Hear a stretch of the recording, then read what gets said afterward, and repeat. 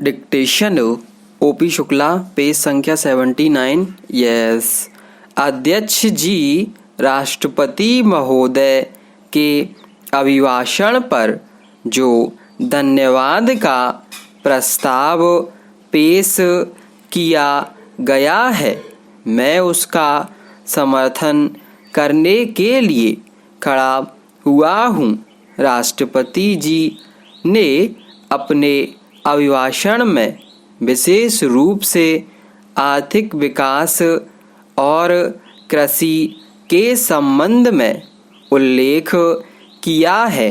इसमें कोई संदेह नहीं कि पिछले वर्ष में खाद और बीज का वितरण ठीक समय पर किसानों को किया गया और साथ ही भगवान की कृपा रही, जिससे वर्षा समय पर हुई और नहरों व नलकूपों से खेतों की सिंचाई के लिए समय पर पानी मिला, जिसका परिणाम यह दिखाई दे रहा है कि इस साल अनाज की पैदावार पिछले सालों की अपेक्षा अधिक होगी।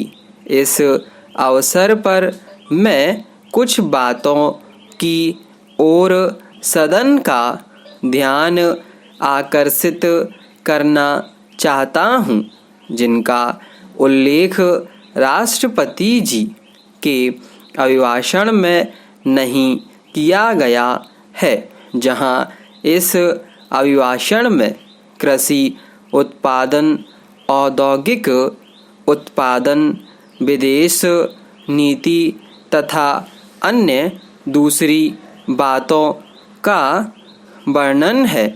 वहाँ हमारे देश में फैले सामाजिक तनाव, धार्मिक तनाव और पिछले साल आई भयंकर बाढ़ का कोई उल्लेख नहीं किया गया है।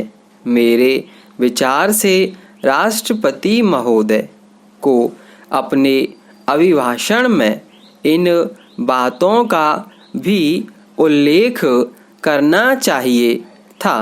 पैरा, आप जानते हैं कि पिछड़ी जातियों के लिए आरक्षण के नाम पर उत्तर भारत में जगह जगह पर तनाव की स्थिति पैदा हुई है। 30 साल पहले हरिजनों के आरक्षण की बात को माना गया था।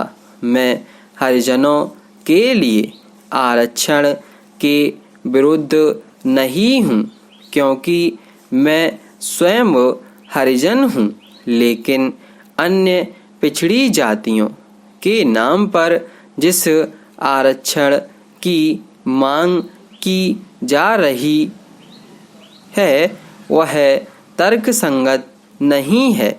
जिस समय हरिजनों के लिए आरक्षण की मांग की गई थी, उसका आधार यह था कि यह ऐसी जाति थी जिसके पास कोई रोजगार या धंधे के साधन नहीं थे।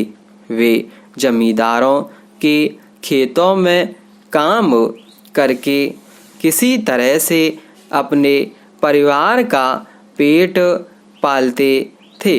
लेकिन आज पिछड़ी जातियों के नाम की जो सूची बनाई गई है, यदि उसकी जांच हो तो आपको मालूम होगा कि उनमें 5% भी ऐसी जातियां नहीं हैं जो किसी जमींदार के खेत में काम करती हों या दूसरों की कृपा पर निर्भर हों।